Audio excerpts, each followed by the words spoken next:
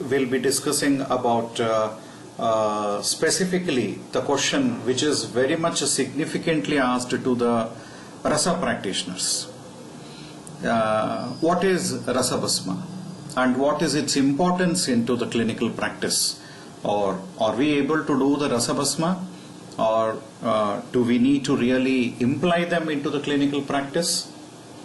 So with the greetings of the day, I would like to start with this particular topic on what is Rasa bhasma. There are lots of controversies, lots of questions raised, lots of opinions among the various authors in the textbook, lots of methods of preparations of the Rasa bhasmas. Basically, to speak about the literal meaning of Rasa bhasma is the bhasma of mercury. Of course, Rasashastra is the science wherein you have the mercury and the related metals and minerals as such. So Rasa bhasma in that context to speak about is the concept of any of the dhatu, a metal or a mineral bhasma in it, is considered as Rasa bhasma. But still, on a grosser outlook, people do take it as the parada bhasma, as Rasa bhasma. So let us confine to that particular context itself as parada bhasma is Rasa bhasma contextually, and try to analyze with the things in the various way how it is being explained for this frequently asked questions in Rasashastra in clinical perspective. And the second part of the question is something like its importance in practice. So is it really impactful, or how is the way how we have to go with the significance of Rasa bhasma? One thing is Rasa bhasma in pharmaceutical, Rasa bhasma in clinical. So there are two sides of the coin wherein you need to understand it before you go into the clinical practice. The very first one what we have is, what is Rasa bhasma? The text speaks about the mercury bhasma. Of course, when you compile, almost there are 50 plus references when compiled from the various textbooks wherein you have the technique of making parada bhasma. There are innumerable techniques.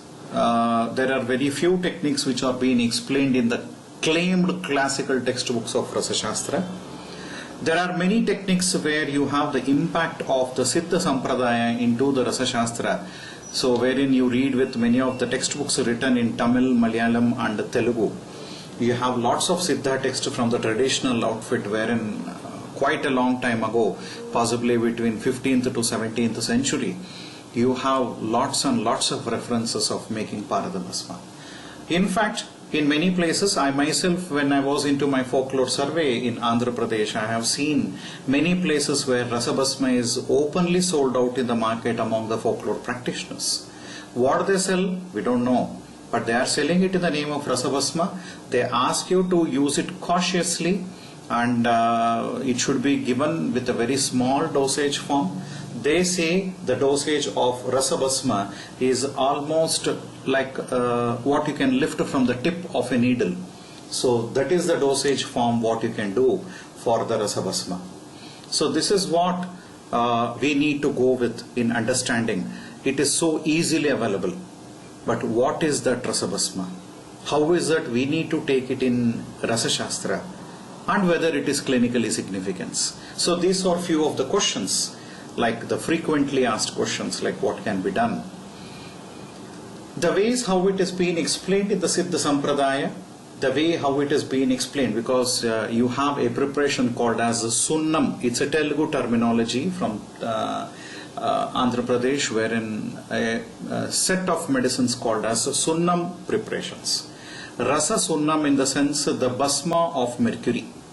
So this is the way how it is being taken, and Sunnam in the sense most of the times it is in an oxide form possibly, and it is usually white in color most of the times, and that is the way how it is being taken. Sunnam in the sense, in literal language it is called as the lime, the Sudha Churna. That is, so the end product of Sunnam preparations is most of the times like that of the lime powder or like Sudha Churna.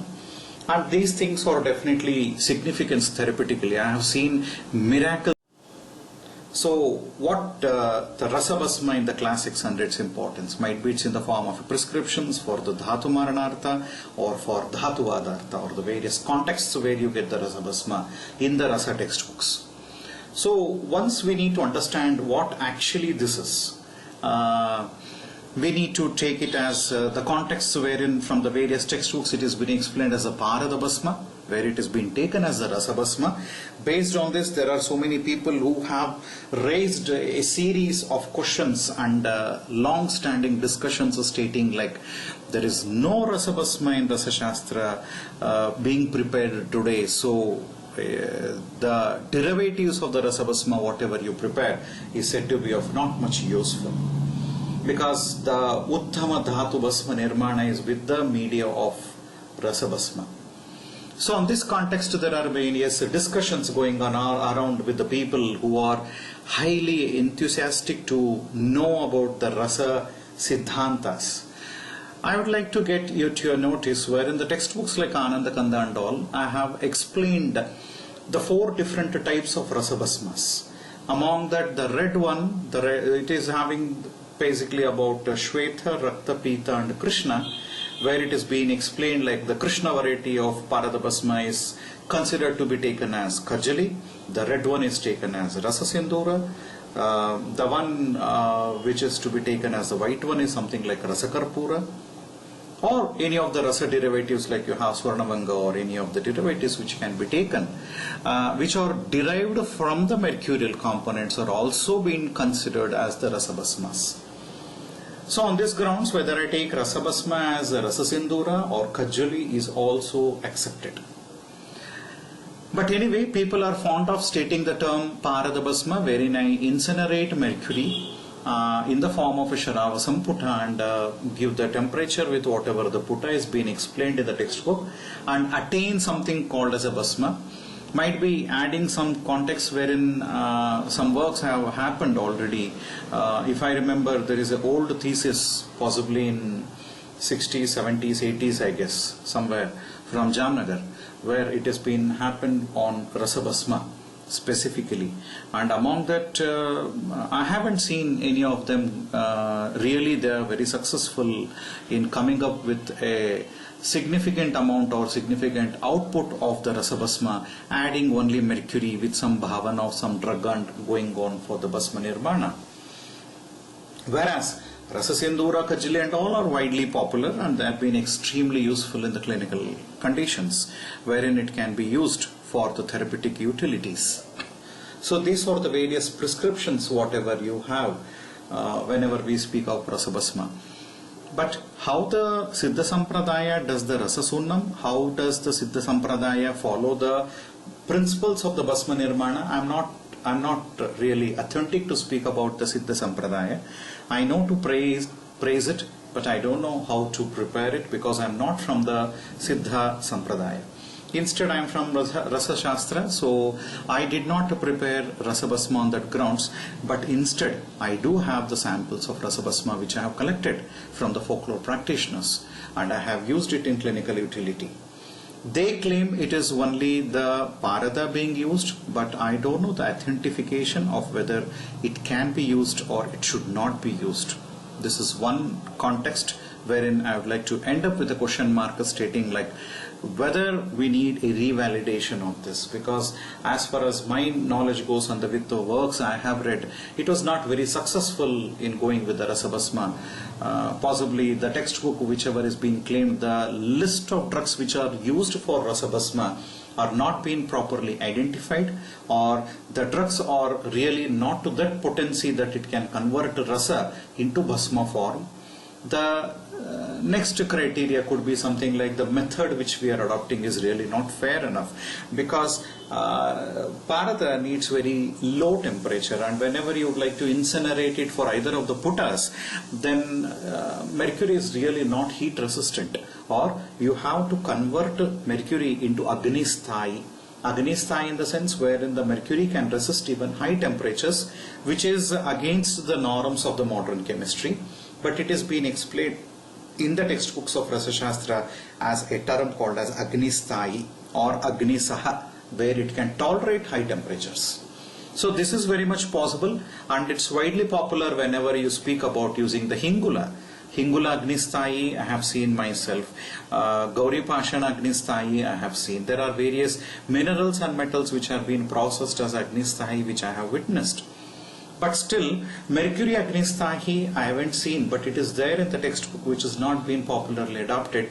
Possibly we need questioning ourselves in recognizing some drugs wherein we can try to procure them in a genuine way and try to adopt them into the Rasa bhasma nirmana and try to go with it. So this is what I understand with the context of Rasa bhasma.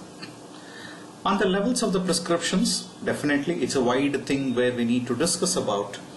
As Dhatu Maranartha, again it's a very interesting to discuss about. But for Dhatu Vadartha, again there is a context wherein it's not that easy to understand the Dhatu Vada. Because many times you find even this conversion of the lower metals into higher metals, conversion of iron, silver, mercury into gold is many times considered as one of the motto of the Rasashastra, Dhatu Vada, because this science, the Mula Tattva, is being elaborated for the development of Dhatu Vada.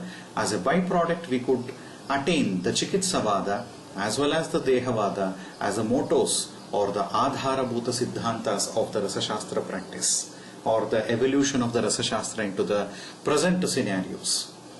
So with this particular concepts of understanding the Dhatu Vadartha, wherein we are really not very much interested in going for the artificial preparation of gold, instead believe in treating your patient, believing in treating the diseased, believing in maintaining the rasayana qualities in an individual, believe in a pharmaceutical procedures will definitely yield you lots of money which is equivalent to that of the Dhatu Vada, wherein you are definite to turn rich by practicing with the Rasashastra. So this is very much possible. This is a way how I try to understand with that of Dhatu Vada. Wherein you dispense the medicines like that of Lohabhasma, you dispense the medicines like Nagabhasma, you are dispensing something Rasasindura to the patients which are of lower category of metals into higher category, wherein the person gives you money so much that you can purchase gold. So this is a conversion of the lower metal into the higher metals. So this is the way how I take with the Dhatu Vada. So might be I believe lots and lots on the Chikitsa Vada rather than the concept of the Dhatu Vadartha. I don't say the science has given a fake information on the Dhatu Vada. I do strongly believe every step and every line of the textbook, for sure. But still, it is always evident for me to say with the way how we could understand the science is possibly somewhere wrong. So we are not able to do it, and better not to do such things.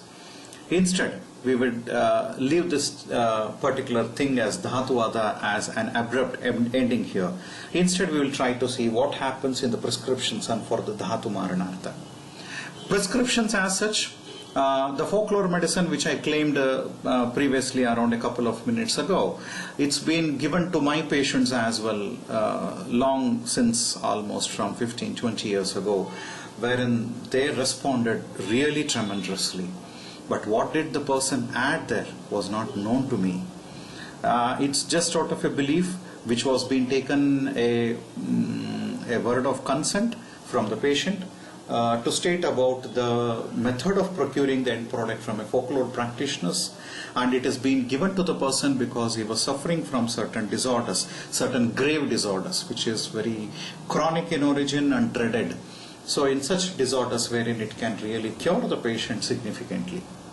But still, these are few of the prescriptions are something like wherein you prescribe with Rasasindura, Kajili and all are widely observed in the textbooks, and they can be used a lot into the clinical practice. They can definitely be used into the clinical practice. I have enough of my sessions on discussions of the various Rasa Yogas. So they can be referred there for the prescription purpose of various concepts or various derivatives of the mercurial derivatives there. Shall focus much about for the concept of the Dhatu Maranartha. In the pharmaceutical processings, wherein it is said like processing a metallic bhasma with that of the Rasa bhasma is said to be the best variety. Because this concept of Rasa bhasma is highlighted in two contexts in the whole of the textbook. The first context of Rasa bhasma is about the therapeutics, wherein the Rasa bhasma has been indicated in such a dreaded disorders, including the concept of Dehavada and also Dhatuvada. The second context is during the Dhatu Marana Sidhanta, wherein you have the concept of Dhatu Marana with the Rasa bhasma is considered to be the Shrestha method or the best variety of converting a metal into a bhasma. So this is another context where Rasa bhasma puts up its tag into the importance of the significance, where we have the Dhatu Bhasma Prakara. When we try to understand it, there are four types of methods how it is being explained for the Dhatu Marana as per the textbooks. One is Uttama, second variety is Madhyama, the third variety is Kanishta, and the fourth variety is Nikrushta.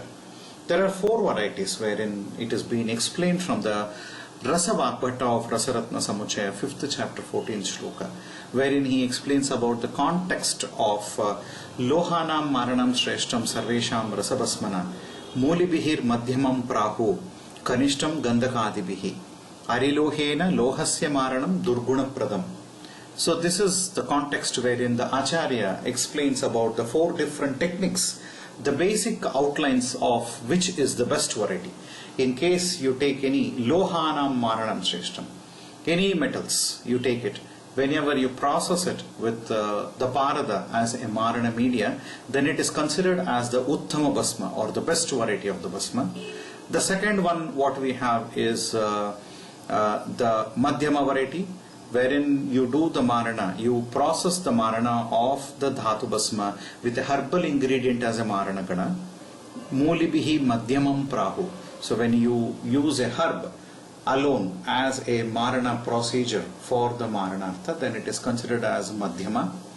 Kanishtam Gandhakadibihi.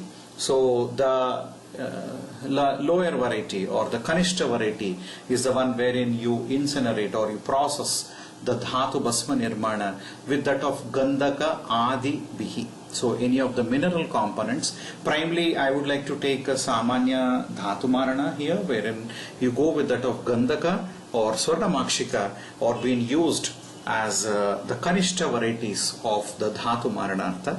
But anyway, let us confine for today's discussion with that of Gandhaka as it is. So Kanishtam Gandhaka Adi Bihi.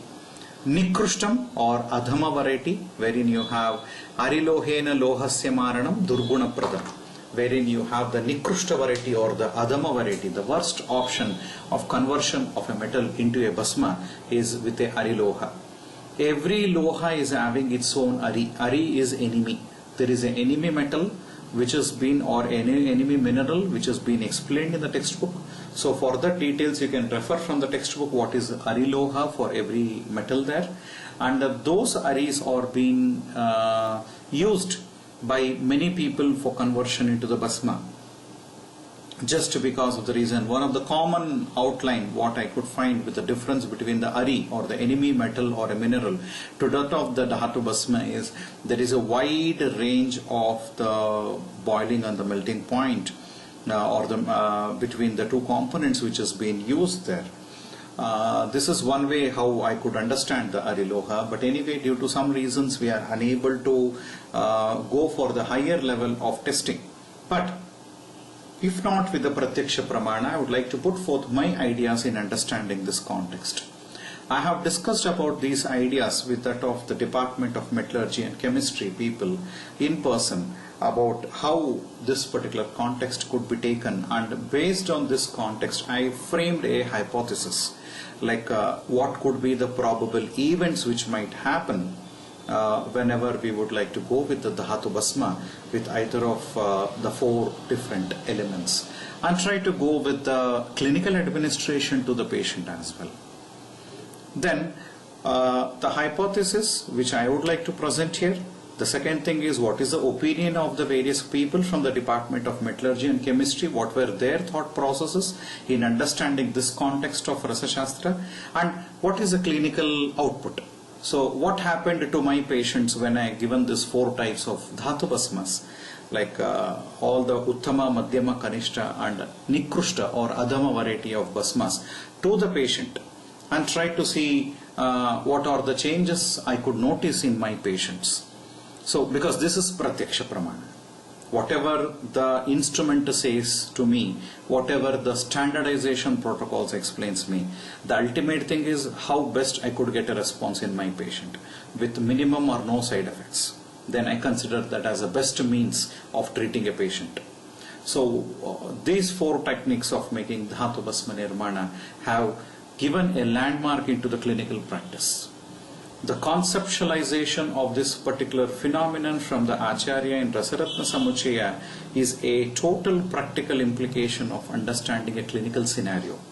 So what are these scenarios? What happens to the Bhasma? What is the hypothesis which has been claimed by the discussions by the eminent people, and the way how I could understand it or analyze it, or how I could give this four different types of Bhasmas to the patients, and what were the clinical responses with evidence based, shall discuss in the coming slides. So these are very important things which we need to understand before we enter into the clinical practice as that of Rasashastra, which can prove a landmark for the clinical practice.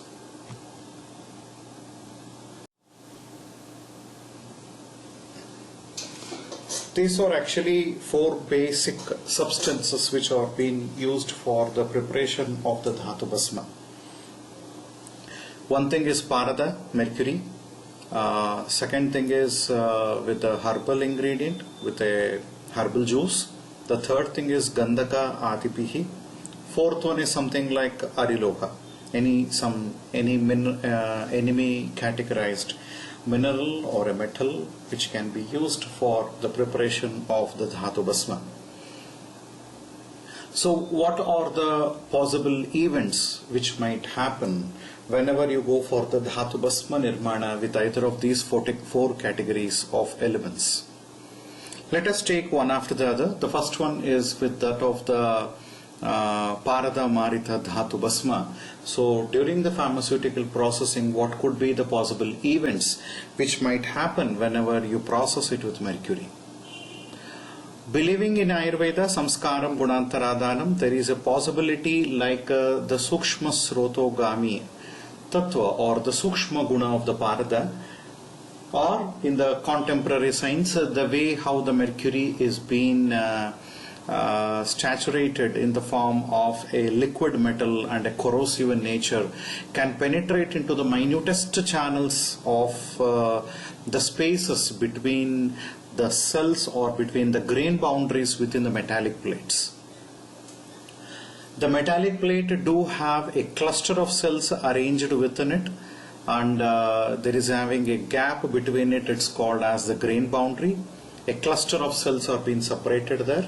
That is called as a grain boundary, and in between the cells also there is a small amount of space or gap many times, and this is called as intercellular space.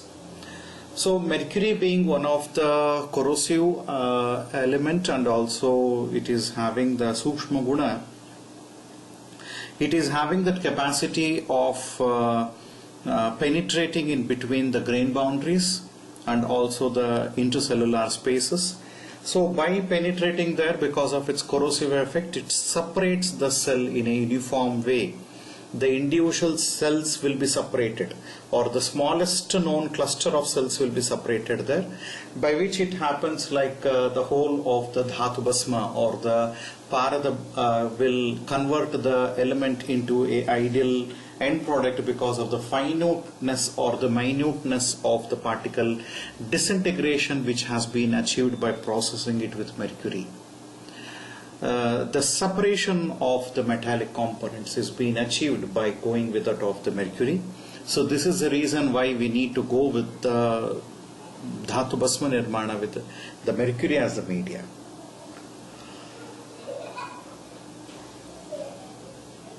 There is another advantage by processing with that of mercury. It's always praised like the Marana Gana should be something like which can accomplish the process of Marana, and doesn't stay by itself in the end product. So mercury is one such substance which doesn't have the heat resistance. Either you use Rasasindura or Kajali as the Marana media, considering the Rasa bhasma, none of them has the capacity to hold itself in the end product, because you say, for example, you're preparing some Tamra bhasma, wherein you're adding some amount of Kajali or Rasasindura or anything of such derivatives. It accomplishes the process of disintegration of the metallic plates. But when you give the Gajaputa, which is normally given for the Tamra, when you give the Gajaputa, there it happens like it doesn't resist itself. The temperature in the Gajaputa is 1000 degrees. So most of the times it doesn't resist the temperature and it gets escaped. It gets skipped away from the practical. In the end product, when you send for the analysis, might be you get highly negligible, traces amount of mercury, or it could be even 0%, absolutely nil. So this is the ideal concentration of mercury which can be added, or ideal way of mixing mercury to the end product. Make it an ideal end product. So this is how we can understand the best variety. Believing in Ayurveda, again we go with the concept of samskaram gunantaradhanam. Parada by itself it's having a uttama rasayana guna, sukshma srotogami, and also it is having a high wonders in respect to its therapeutics, which has been explained in all the textbooks in Ayurveda. So this particular mercury can definitely attribute its qualities to the prime drug, because samskaram gunantaradhanam. The shodhana and marana gana, whichever is being used while processing, it attributes its guna and karma to the prime drug. Here, for instance, is the copper or the tamra, wherein the qualities of mercury are being attributed to the copper, and the mercury doesn't resist the high temperature, so it's not absorbed in the end product. So this is the most ideal way of how we can convert a metal like copper into the bhasma in a very, very, very particular way. So this is how we try to analyze the things, with that of mercury and that of any of the metals. Here instance I have taken it as copper. Of course many such examples can be given, many such opinions can be put forth, and mercury is one such substance which is having a sort of a tendency, a reaction with almost most of the metals which we are using in Rasashastra. It's a bit inert with that of iron alone. The rest of the substances mercury amalgamates very easily, so that the disintegration of the metallic components is really easy and it's very convenient. And it doesn't cut haphazardly, instead it cuts in a uniform way, it separates in a uniform way, and it shows its therapeutic activity because the cells are complete and it is therapeutically active. So this is the advantage of taking with that of the mercury.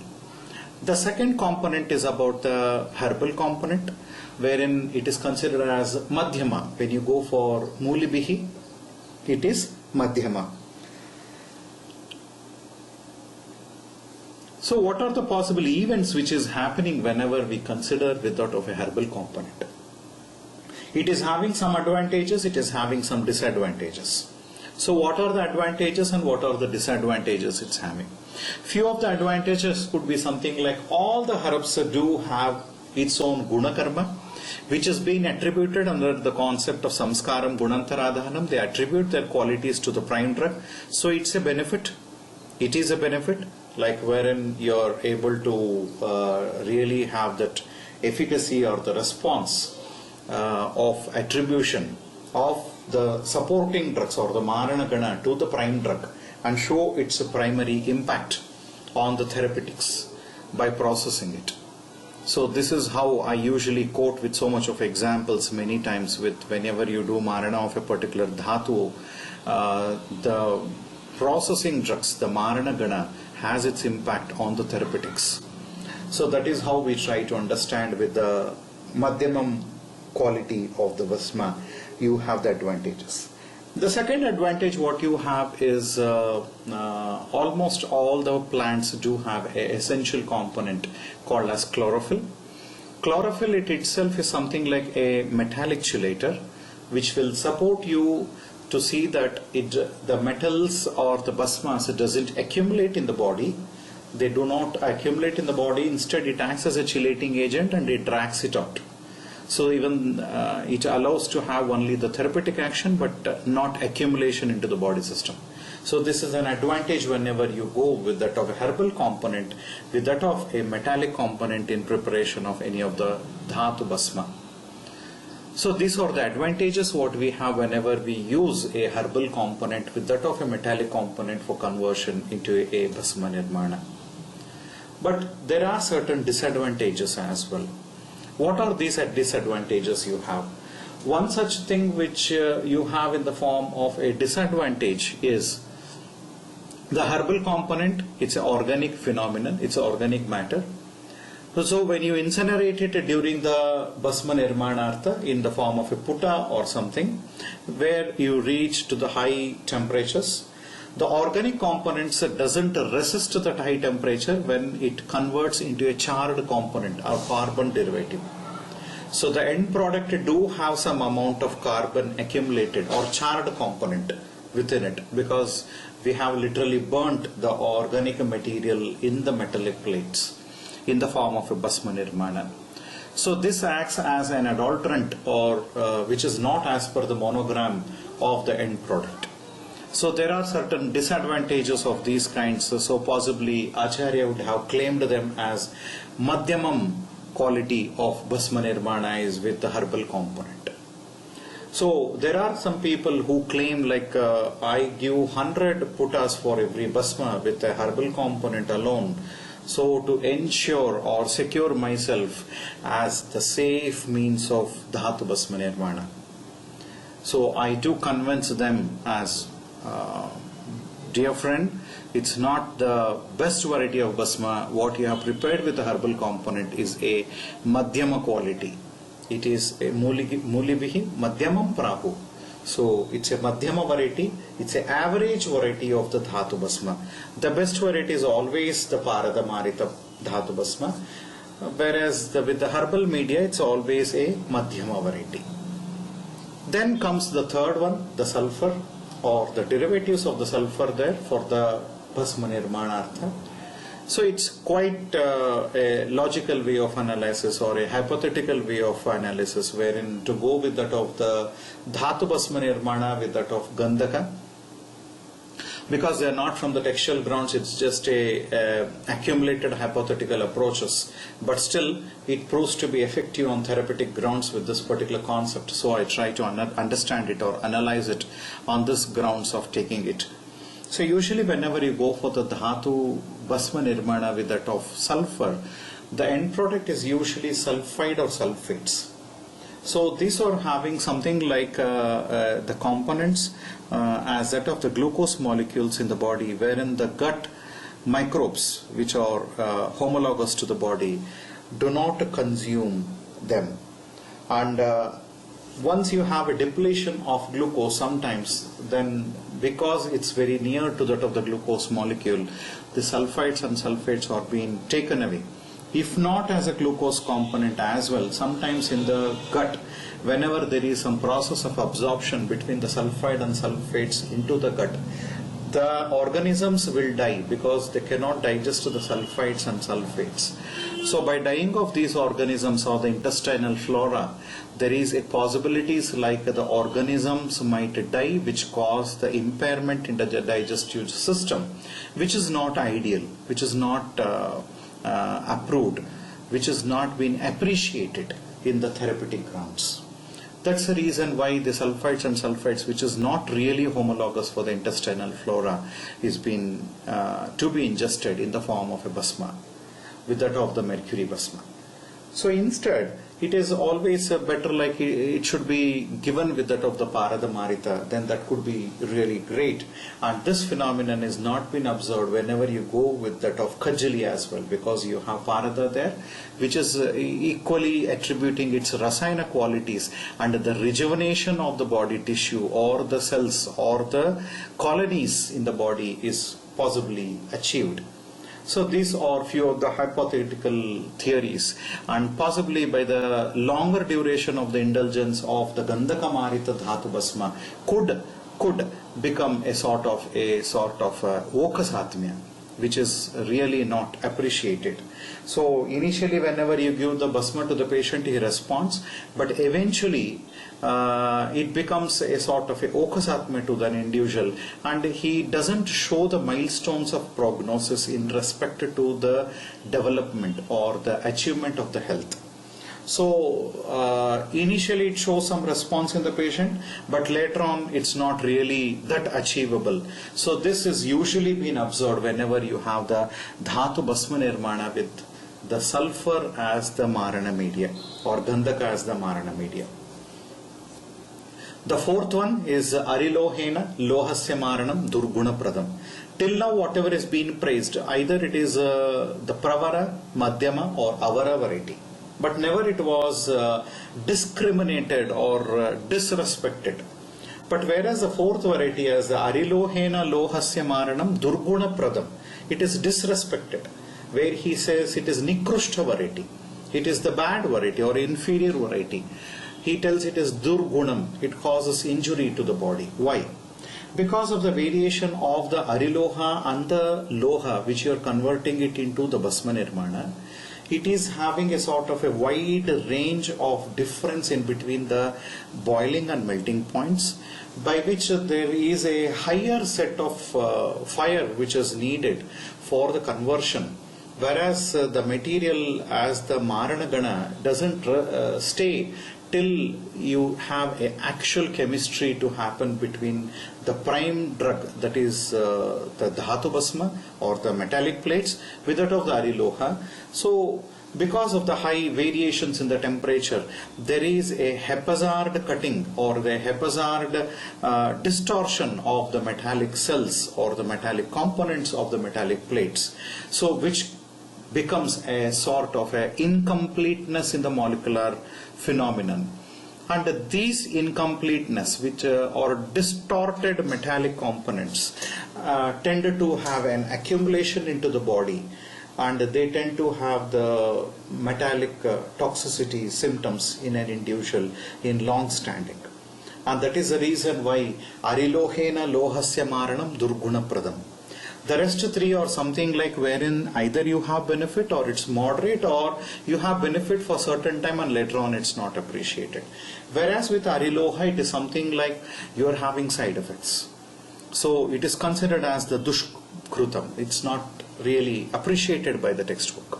So this is the way how we have to understand possibly the four different types of dhatu bhasma nirmana, wherever we have this dhatu bhasma nirmana. So as out of curiosity, all the four types of bhasmas were being prepared. Have prepared the tamra bhasma with parada, with a herbal component, with gandhaka, with ariloha. So the four varieties of bhasma were being formulated pharmaceutically, and later on these bhasmas were being given to four different set of patients.